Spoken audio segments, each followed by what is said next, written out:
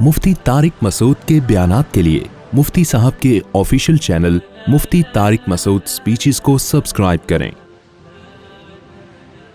तो कुरान कह रहा है फलानुहयियन्नहु हयातन तय्यिबा, जो मेरे दीन पे चलेगा उसको मैं पाकीज़ा, तय्यब कहते हैं मरगूब और पाकीज़ा। देखो तय्यब ऐसी पाकीज़ा चीज को कहते हैं जिसकी पाकीज़गी की वजह से उसमें रग़बत हो, आपको साफ सुथरे होने की वजह से अट्रैक्शन हो। शराब में भी अट्रैक्शन है शराबियों के लिए, लेकिन वो तय्यब नहीं है। तभी जिनकी जो नेचर पर है ना, उनको शराब से स्मेल आती है, बदबू आती है, वो कहते हैं हटाओ यहां से, जो गंदे हो जाते हैं वो पी लेते हैं। तो तय्यब का मतलब क्या है? फलानुहयियन्नहु हयातन तय्यिबा, अल्लाह कहते हैं ऐसी जिंदगी दूंगा जो अट्रैक्टिव होगी और पाकीज़ा, उसकी पाकीज़गी में लज्जत है। जैसे इंसान मैला कुचैला हो और एकदम नहा के साफ सुथरा हो, कैसा सुकून महसूस होता है। तो गुनाहों से तौबा करके, बुराइयों से तौबा करके, शरीयत पे चल के, अल्लाह कहते हैं उसको भी ऐसा ही सुकून महसूस होगा जैसे साफ सुथरा हो गया। तो खैर मैं जल्दी से आयत को समेटता हूं। अल्लाह कहते हैं ये जो लज्जतें मैं तुम्हें दे रहा हूं कि रज के खाओ इतने फल जो जिनके दरख्त फलों से लदे हुए होंगे। अल्लाह चाहते पेटियों में भी आम पैदा कर सकते थे ना जन्नत में, क्या ख्याल है भाई? अल्लाह चाहते फ्रिज रख देते बहुत बड़ा कि इसको खोलो, इसमें आलू बुखारा भी रखा है, खरबूजा भी रखा है, आम भी रखा है, और ये किचन है इसमें समोसा भी रखा है, पकौड़ा भी रखा है। ना ना ना ना, ऐसे वो लज्जत नहीं है जो मैंने बारहा ये तजर्बा किया है। आप अमरूद खरीद के खाएं, ज्यादा नहीं खा सकते। बागात में चले जाओ, पता नहीं कितने खा लेता है। पिछले साल मैं एक अमरूद के बाग में गया, मैं सारा दिन अमरूद ही खाता रहा हूं। एक अजीब लज्जत आती है उसमें, तोड़ के खाता रहता है इंसान और अजीब उसमें लज्जत होती है। आप खरीद के खाएं, नहीं खा सकते ज्यादा। तो दरख्त में जो फल लटका हुआ होता है ना, सेब के बागात में हम 8-10 साल पहले गए, वहां हम और भी दोस्त थे। अगर मैं अकेला होता तो मैं समझता शायद मैं को पेटूं, और भी हमारे साथ दोस्त थे, सारे सेब इतने खाए हमने, इतने खाए। ये एक अलग लज्जत है, बागात में जो फल लदे हुए होते हैं उसमें एक अलग अट्रैक्शन होती है। तो अल्लाह कहते हैं तुमने जो माजी में आमाल किए हैं ना, वो इतने अच्छे किए हैं, उन अच्छों की वजह से अब तुम यहां क्या करो? अय्याशी। तो क्या वो अच्छे अमाल हैं भाई जो जिसकी वजह से अल्लाह इतना खुश हो जाता है? वो क्या अच्छे अमाल हैं? तो वो अच्छे अमाल में बेसिक क्या है? बुराइयों से बचना, इसी को अच्छा अमल कहा है। समझते हो कि नहीं समझते? फुहुश फिल्में देखना छोड़ दे इंसान, ये बुराई है। बदनजरी करना छोड़ दे, जिना करना छोड़ दे, शराब पीना बोलो छोड़ दे, दाढ़ी कटाना छोड़ दे, नमाज कज़ा करना छोड़ दे, माँ बाप के साथ बदतमीजी छोड़ दे, रिश्तेदारी तोड़ना, जितने भी गुनाह हैं, ये मैं अपनी तरफ से नहीं कह रहा, कुरान कह रहा है, इन तजतनिबू कबाइरा मा तुनहौना अन्हु, जिन गुनाहों से तुम्हें रोका जा रहा है उनमें बड़े बड़े गुनाहों से अगर तुम बच गए, नुकफ्फिरअनकुम सय्यिआतिकुम, छोटे छोटे क्या कर दूंगा? माफ। वाह भाई वाह, समझ में आ रही है बात? यानी अल्लाह खुद उसको बुराई भी कह रहा है, लेकिन कह रहा है अगर छोटी है तो कोई बात नहीं। नहीं, यही बात भाई, गवर्नमेंट जब कानून बनाती है तो गवर्नमेंट ये ऑप्शन देती है कि यार ये लॉ है, लेकिन अगर ये इस लॉ की कोई तोड़ भी दे तो कोई मसला नहीं है, ये वाला लॉ तोड़ेगी तो मसला। गवर्नमेंट से पूछेंगे भाई कोई भी लॉ तोड़ोगे सजा मिलेगी, चाहे छोटा लॉ बनाए इसलिए जाते हैं कि उसको फॉलो किया जाए। अल्लाह की रहमत देखो, अल्लाह कह रहे हैं छोटे गुनाह में भी होनी तो सजा चाहिए थी, लेकिन तुम बड़े छोड़ दोगे तो मेरी रहमत भी तो है ना, तो छोटे मोटे क्या करूंगा? छोटे मोटे माफ का मतलब बगैर तौबा के, क्योंकि तौबा के साथ तो बड़े भी माफ हो जाते हैं। तो बड़े गुनाह क्या है मेरे भाई? यही तो है, जिना करना, नमाज का कज़ा करना, दाढ़ी काटना, शराब पीना, कभी बदनजरी हो गई, ये छोटा गुनाह है। बदनजरी की लत पड़ गई है, ये क्या है? ये बड़ा गुनाह है। क्योंकि सगीरा गुनाह पर इसरार जो है ना, बार बार, और बदनजरी ऐसी चीज है कि जो कभी करता है वही हमेशा करता है। यानी आपने सुन लिया कि कभी कभार तो छोटा है, तो आपने कहा चलो एक दफा देख लो, ऐसा नहीं होता। वही मुतनब्बी वाली बात है, एक ख्वाहिश आपने पूरी कर ली ना, जो जब आप नजर हटाओगे वहां से, वो हजारों अंडे बच्चे उस ख्वाहिश ने दे दिए होंगे। پھر آپ کا دل کرے گا یار وہ دیکھا تھا وہاں بھی دیکھو وہاں بھی دیکھو, پھر انٹرنیٹ پر دیکھو گے فوش چیزیں, پھر اس سے آگے بڑھو گے تو یہ خواہشات بڑھتی چلی جائیں گی. تو ایک کام تو فوراً کر لو, بس اس کے بعد میں بیان ختم کرتا ہوں. بریک ضرور لگا لو, جہاں ہو وہیں رک جاؤ. اصل تو یہ کہ کبیرہ گناہ میں انٹرنیٹ پر فحش فلمیں اور یہ جو ہینڈ پریکٹس وغیرہ کی اللہ معاف فرمائے لت پڑ گئی ہے لڑکوں کو, اور یہ جو اس طرح کی بیہودہ حرکتیں بہت زیادہ ہو گئی ہیں. نماز فجر کی تو اکثر لوگ قضا کر رہے ہوتے ہیں. ایک کام ضرور کرو کہ گناہ میں اگر ایک حد تک جا چکے ہو نا, تو ایسا کرو کہ پیچھے آنا شروع ہوگے نا, اس کا پتہ ہے فائدہ کیا ہوگا, کم از کم آگے بڑھنے سے رک جاؤ گے. ایک آدمی نے مجھے کہا کہ یار مجھے فحش فلمیں دیکھنے کی عادت ہے, میں جب دیکھتا ہوں میں توبہ بھی کرتا ہوں, صدقہ بھی کرتا ہوں, روزے بھی رکھتا ہوں, سزا بھی دیتا ہوں, صحیح رو رو کے توبہ کرتا ہوں, پھر دوبارہ دیکھ لیتا ہوں, پھر توبہ کرتا ہوں, اور ایسا لگتا ہے اب کبھی نہیں ہوگا, اور اب میں ہمیشہ کے لیے بچ گیا, اور صدقہ بھی کیا, سزا بھی دی, روزہ بھی رکھا, پھر کر لیتا ہوں. میں نے اس سے کہا اس روش سے باز نہیں آنا, یعنی اس توبہ سے, یہ سوچ کے کہ مجھ سے بار بار گناہ ہو جاتا ہے تو اب میں صدقہ نہیں دوں گا, روزہ نہیں رکھوں گا, اور اب میں گناہ پہ کمپرومائز کر لوں گا, یہ کبھی نہ کرنا. سمجھ میں آ رہی ہے بات میں کیا کہنا چاہ رہا ہوں؟ بے شک بار بار گناہ ہو رہا ہے, لیکن بار بار توبہ بھی تو ہو رہی ہے نا. ٹھیک ہے گناہ چھوٹ نہیں رہا, یہ غلط ہے, اصل تو یہ کہ چھوڑو اس کو. لیکن میں نے کہا اگر یہ کہہ کے توبہ یا صدقہ یا سزا دینا چھوڑ دی نا, تو پھر اس سے آگے جاؤ گے. ابھی اس سزا کی وجہ سے وہیں بریک لگی ہوئی ہے آپ کی. شیطان پتہ ہے کیا کہتا ہے؟ شیطان کہتا ہے تو نے 20 دفعہ توبہ کی ہے, 20 دفعہ اپنے آپ کو سزا بھی دے چکا ہے, روزہ رکھ کے یا صدقہ کر کے, جو بھی سزا انسان اپنے لیے متعین کرے, اور پھر بھی ہو رہا ہے تو چھوڑ یار, کرتا رہ اب یہ بیٹھ کے. یہ شیطان کا بڑا حربہ ہوتا ہے, کیونکہ یاد رکھو آپ نے خواہش پوری کر لی, یہ خواہش یہاں رکے گی نہیں, نہ یہ آپ کو آگے بڑھائے گی, زنا کی طرف لے کے جائے گی. یہ دماغ سے نکال دو کہ یہیں بریکیں لگیں گی. یہ جتنے بڑے بڑے دنیا میں عیاش اور کبیرہ گناہوں کے مرتکب ہیں, یہ پہلے چھوٹے گناہ کرتے ہیں, پھر یہاں تک پہنچتے ہیں. اچانک بڑے ڈاکو جو ہوتا ہے نا, جو بینکوں کو لوٹ رہا ہے اور ہزار گز کے بنگلوں میں ڈاکو بنا ہوا ہے, یہ پہلے مسجدوں سے چپل چراتے ہیں. یہاں سے شروع کرتے ہیں, انڈیکیٹر لے کے نکل لیے کسی بائک کا, کسی کی جیب سے 50 روپے نکال لیے, اماں کے پرس سے 50 روپے نکال دیے, ابا کی پینٹ سے 20 روپے نکال لیے. یہاں سے ہوتے ہوتے آہستہ آہستہ کانفیڈینس پیدا ہوتے ہوتے پھر بڑے بڑے بنگلوں کو لوٹتے ہیں. یہ کوئی ایسا نہیں ہوتا بالغ ہوتے ہی ایک دم کسی بلڈنگ میں ڈاکہ مارے, ایسا نہیں ہوتا.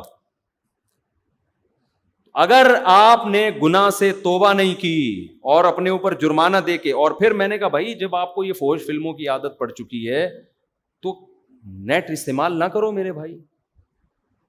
آپ کمرہ بند کر کے نہ بیٹھو, ایسی جگہ کمپیوٹر نہ رکھو جہاں تنہائی ہوتی ہے. بہت ساری چیزیں ہیں, اور بھی اس کے بہت نسخے ہیں, طریقے ہیں, ابھی میں اس کی ڈیٹیل میں نہیں جا رہا. تبلیغ میں وقت لگاؤ 4 مہینے کے لیے, تاکہ ایک طویل عرصے تک جب اس سے دور رہو گے تو دور رہنے کی عادت, جیسے گناہ کرتے کرتے کرنے کی عادت ہوتی ہے, دور رہتے رہتے رہنے. ایک صاحب نے مجھے بتایا, میں 4 مہینے کے لیے گیا اور میری یہ عادت بالکل چھوٹ گئی تھی, واپس آیا, پھر مجھ پر اتنا غلبہ ہوا, میں نے پھر یہ گناہ کر لیا. اب وہ مایوس ہو گیا, یار 4 مہینے لگانے کا بھی کوئی فائدہ نہیں. میں نے کہا نہ, یہ 4 مہینے تک اتنا دور رہے ہو نا, تو یہ شیطان نے بہت تمہارے دل میں وہ جمع کر دیا تھا ایک گناہ کا جذبہ. وہ اس سے کبھی بھی یہ نہ کہنا کہ 4 مہینے کا فائدہ نہیں ہوا, ہو گیا فوراً توبہ کرو, چلے کے لیے نکل جاؤ, لڑو بھائی. ہتھیار ڈال دیے تو جہنم کی آگ ہے, لڑتے رہے تو شاید اللہ بخش دے گا. نہیں آئی بات, میرا خیال ہے لڑتے لڑتے مر گئے نا, بخشش کا چانس ہے, اللہ کہے گا اپنی طرف سے پوری کوشش کر رہا تھا, یہ کچھ اللہ بھی تو کرے گا نا. لیکن اگر ہتھیار ڈال دیا بھائی میرا کام نہیں ہے, میں نہیں چھوڑ سکتا, اس کا مطلب آپ آگ میں جلنے پر راضی ہو گئے ہو, تو اللہ کہتا ہے انلزمکموہا وانتم لہا کارہون, تم بخشش نہیں چاہتے, مجھ سے امیدیں لگاتے ہو کہ میں بخش دوں گا. ایسا نہیں ہوتا. تم جب جہنم پہ راضی ہو. ہمارے اسکول میں ایک استانی صاحبہ تھیں, انہوں نے ایک واقعہ ہمیں سنایا. وہ واقعہ تو کوئی مستند نہیں ہے, لیکن مجھے وہ واقعہ یاد رہ گیا, بہت پرانی بات ہے. اچھا, وہ ہماری ٹیچر بھی بڑی لبرل قسم کی تھیں, وہ پردہ وردہ بھی نہیں کرتی تھی, بہت ہی لبرل, لیکن کچھ ہوتے دنیا دار ہیں, لیکن ایسی کوئی سبق کی بات کہہ کے چلے جاتے ہیں, وہ انسٹال ہو جاتی ہے دماغ میں. انہوں نے واقعہ سنایا, یہ واقعہ کوئی مستند نہیں ہے, میں نے کسی مستند کتاب میں نہیں پڑھا, لیکن اس سے جو سبق مل رہا ہے نا, وہ سبق کیا ہے؟ وہ سبق بالکل ٹھیک ہے. تو میں اس نیت سے سنا رہا ہوں کہ واقعہ ہو سکتا ہے ہو بھی, ہمارا علم ایسا تو نہیں ہے کہ ساری کائنات کا ہمیں علم ہے, ہو سکتا ہے وہ کسی مستند کتاب میں, مستند روایت میں. تو انہوں نے کہا کہ ایک عورت سے کوئی گناہ ہو گیا, بدکاری ہو گئی. وہ موسیٰ علیہ السلام کے پاس آئی اور کہنے لگی کہ مجھ سے ایک بہت بڑا جرم ہو گیا ہے, آپ اللہ سے پوچھ کے بتاؤ کہ کیا میرا وہ جرم معاف ہو جائے گا اگر میں سچے دل سے توبہ کروں اور دوبارہ کبھی اس گناہ کے قریب نہ جاؤں. تو موسیٰ علیہ السلام نے کوہ طور پہ اللہ سے پوچھا تو اللہ نے کہا کہ ہاں اس عورت کو بول دو کہ اگر سچی توبہ کر لی اور دوبارہ کبھی کرنے کا ارادہ نہیں ہے تو معاف. اچھا, اس عورت نے گناہ نہیں بتایا کہ کیا ہوا. اس عورت نے کہا موسیٰ علیہ السلام سے کہ چھوٹا گناہ نہیں ہے, بہت بڑا گناہ ہے, دیکھ لو, اللہ سے دوبارہ پوچھو, شاید آپ کو بات سمجھ میں آئی نہیں ہے, چھوٹا موٹا نہیں ہے. یعنی وہ عورت بھی حیرت تھی, اتنا بڑا گناہ کیسے معاف ہو جائے گا بھائی, تو اللہ سے دوبارہ پوچھو. تو موسیٰ علیہ السلام نے دوبارہ پوچھا, اللہ نے کہا معاف کر دوں گا اگر یہ سچے دل سے توبہ کر لے. پھر آئے تو اس عورت نے پھر کہا دوبارہ پوچھیں, چھوٹا گناہ نہیں ہے. اب دیکھو اللہ معاف کرنا چاہ رہا ہے اور ان کو کیا ہو رہی ہے, تکلیف ہو رہی ہے, ان کو تکلیف ہو رہی. موسیٰ دوبارہ پوچھ کے آؤ. موسیٰ علیہ السلام دوبارہ پوچھ کے, اللہ نے کہا بول دیا بھائی جتنا بھی بڑا گناہ ہو سچی توبہ کر لی, آئندہ نہ کرنے کا عزم معاف. جب تیسری دفعہ پوچھ کے آئے اس عورت نے کہا زنا ہوا ہے مجھ سے, بدکاری ہوئی ہے, یہ کیسے معاف ہوگا, دوبارہ پوچھ کے آؤ. اب یعنی اس عورت نے کہا پورا میں گناہ کا بتا کے بتاؤں نا, ایسے شاید ان کی سمجھ میں نہیں آ رہا ہے. تو موسیٰ علیہ السلام اللہ کے پاس گئے, وہ کہہ رہی بدکاری ہوئی, اللہ نے کہا اب نہیں معاف کروں گا میں, اب میں اس کو معاف نہیں کروں. تو پتہ نہیں مستند ہے نہیں ہے, لیکن اس سے جو میسج مل رہا ہے وہ کیا مل رہا ہے کہ جب آپ خود اس پہ راضی ہو گئے کہ یار یہ میری سمجھ میں نہیں آ رہا کیسے معاف ہوگا, اور پتہ نہیں اللہ, یعنی آپ اپنے گناہ کو اللہ کی رحمت سے کیا سمجھ رہے ہو, بڑا سمجھ رہے ہو, تو اللہ کہتے ہیں جب تجھے یہ اعتراض ہو رہا ہے کہ میں معاف نہیں کر سکتا تو پھر جاؤ, پھر جہنم میں جلنے کا شوق ہے تو جاؤ نا بھائی. جس کو جہنم کا خوف ہے اس کو تو تھوڑی سی امید بھی کافی ہے یا نہیں ہے, تھوڑی سی امید بھی کافی ہے اس کے لیے, یار تھوڑی سی بھی کہیں سے سرا مل جائے نا تو اسی سرے کو ہم دے تو بچنا ہے جہنم سے, چاہے بار بار گناہ ہو رہا ہے بھائی, اللہ سے کہنا ہے ہم نہیں جا سکتے, ہمیں نہیں چاہیے جہنم, چاہے میرے سے 100 دفعہ معاف کرنا ہے تجھے, صحیح ہے نا, ہم نہیں, ہمیں سے برداشت نہیں ہوتا. تبھی تو حدیث میں آتا ہے کہ اللہ سے یوں نہ دعا کرو اے اللہ تو چاہے تو معاف کر دے, چاہے تو معاف نہ کرے, تو چاہے تو میری دعا قبول کر لے. تو کہا کہ اللہ جو چاہے گا وہی ہوگا. ہم نے دعا میں اللہ سے مانگنی اللہ تو نے یہ کام کرنا ہے, باقی اللہ تو کرے گا وہی جو اس کی چاہ. لیکن بھائی ہم یہ نہیں کہہ سکتے اے اللہ ایکچولی میں چاہتا تو ہوں جہنم سے بچنا, تو اگر چاہے تو مجھے بچا لے جہنم سے. یہ عبدیت کے خلاف ہے. اللہ نہیں بھائی ہم نہیں جہنم میں جا سکتے, ہم اگر بار بار گناہ ہم سے ہو رہا ہے, شیطان مروا رہا ہے ہمیں, کروا رہا ہے, ہمارا بیڑا گرک کر رہا ہے, ہم ندامت ہوتی ہے یار یہ کیا ہو گیا, ہم سے معافی چاہیے موت سے پہلے پہلے, کیونکہ موت کا کچھ پتہ نہیں ہے. گناہ ہو گیا فوراً توبہ کی طرف دوڑو بھائی, موت سے پہلے ہاتھ اٹھانے کی توفیق مل جائے بڑی نعمت ہے اللہ کی. کیونکہ اللہ جیسے گناہ سے ناراض ہوتا ہے تو گناہ سے توبہ کرنے پر خوش بھی تو ہوتا ہے نا. یہ نظام عدل تھوڑی ہے کہ جب گناہ ہوا تو سزا دے رہا ہے اور جب گناہ کی معافی مانگ رہے ہو تو پھر جزا نہیں دے رہا. وہ کہے گا بھائی جیسے گناہ پہ عذاب دیتا ہوں ایسے ہی توبہ ایک نیکی ہے, اس توبہ پہ کیا کرتا ہوں میں, خوش بھی تو ہوتا ہوں میں. ہمارے ایک دوست تھے بچپن میں, ان کو شراب کی اور الٹی سیدھی چیزوں کی عادت پڑ گئی. ان کو میں کسی خانقاہ میں لے گیا, حضرت حکیم اختر صاحب رحمہ اللہ تعالیٰ بڑے بزرگ تھے, زندہ تھے, ان کے پاس میں لے گیا, میں نے ان سے اس کو بیعت کروا دیا. اب وہ ایک دن آیا میرے پاس, کہہ رہا ہے یار میں بیعت ہو گیا بڑا فائدہ ہو, لیکن پھر مجھ سے گناہ ہو جاتا ہے اور بار بار توبہ کرتا ہوں, اب تو مجھے توبہ کرتے ہوئے شرم آ رہی ہے. توبہ کرتے ہوئے کیا آ رہی ہے, شرم آ رہی کہ اللہ بھی کہے گا کل توبہ کر کے گیا تھا, رو رو کے ایسے گڑ گڑا جیسے سے زیادہ نیک دنیا میں کوئی ہے ہی نہیں, ٹھیک ہے. اگلے دن پھر بدماشی کر کے آ رہا ہے. تو وہ گٹکا بھی کھاتا تھا, گٹکا اس وقت میرا خیال ہے ایجاد نہیں ہوا تھا. سگریٹ, پان, نسوار, چرس, جو نشہ نہیں کر رہا تھا نا وہ نشہ تھا جس کے اس کے پاس پیسے نہیں ہوتے تھے, باقی ساری چیزیں کر رہا تھا وہ. اور اس کو ہدایت بھی کیسے ملی, توبہ کی توفیق. توبہ کی توفیق ایسے ملی, کسی قادیانی نے اس کو لندن کے ویزے کی لالچ دے کے قادیانی بنانے لگا تھا اس کو. اچھا ہم سے آ کے قادیانیوں کے فیور میں بات کرتا تھا. میں اسے سمجھاتا تھا بھائی مرزا غلام احمد قادیانی جھوٹا نبی ہے, ایمان کیوں بیچ رہا ہے تو ہمارا, کیونکہ دوست تھا نا, اس کو ہم سمجھا رہے یار تو شراب کباب سے اب یہاں بھی تو ایمان بیچ رہا ہے, کیا کر رہا ہے. اتنی بحث ہوتی, نہیں بات سمجھ میں آتی. ایک دن آیا میرے پاس میں, جمعرات کو نا میری چھٹی ہوتی تھی مدرسے کی, میں گھر آتا تھا تو وہ ملنے کے لیے آ گیا. مجھے کہتا ہے آپ سے ضروری بات ہے. اندھیرے میں لے گیا, وہاں پیچھے کہیں جو ہے نا وہ نئی آبادی بن رہی تھی, وہاں نئی نئی سڑکیں بچھی تھی, آبادی وہاں اندھیرے میں لے گیا. کہہ رہا بھائی میں توبہ کرتا ہوں قادیانیت سے, احمدیت سے, میری توبہ.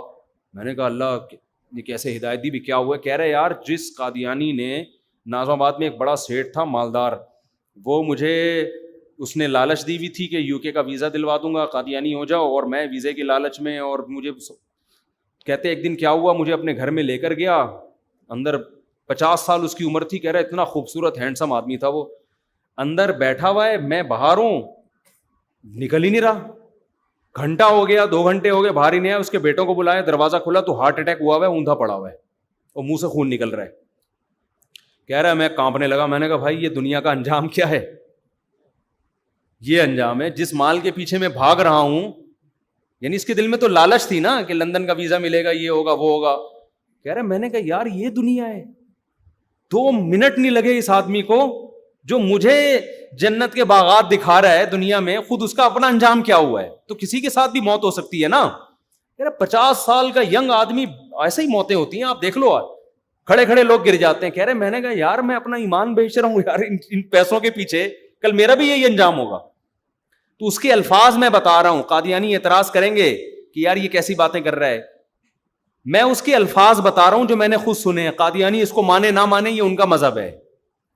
وہ کہتا ہے میں جب دفنانے کے لیے, کیونکہ دوستی تھی نا, جب ان کو دفنانے کے لیے گیا ہوں, کہہ رہے مجھے قبرستان کے نیچے اللہ کی قسم ایسا لگ رہا تھا جیسے آگ جل رہی ہے, اور یہ سب آگ میں, اور اس کو آگ میں پھینک رہے ہیں یہ لوگ, مجھے ایسا محسوس ہو رہا تھا. تو یہ بتاتے ہوئے بھی بڑا جذباتی ہو رہا تھا.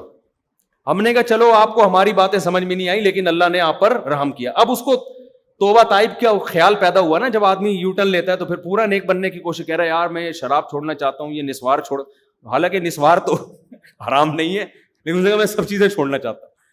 تو میں اس کو لے گیا حضرت حکیم اختر صاحب رحمہ اللہ تعالیٰ کے پاس, کیونکہ یہ شاعرانہ مزاج تھا اس کا, تو حضرت کی بھی شعر و شاعری بہت ہوتی تھی. اب جب اس نے ان کا بیان سنا ہے تو یہ پھوٹ پھوٹ بہت اثر ہو رہا تھا دل پہ نا.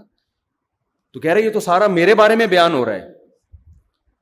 تو کیونکہ بدنظری کا اس کو ایسا چیمپئن تھا نا, یہ کبھی کوئی انٹی کہیں سے گزرے اور یہ نہ دیکھے, یہ ایسا ہوتا نہیں تھا. جو خود بتاتا یار یہ عورت میری ایسی مجھ سے بہت کلوز تھا. کہہ رہے عورت میری کمزوری ہے بھائی, کہیں سے انٹی گزر رہی ہوں گھر تک پہنچا کے آتا تھا اس کو.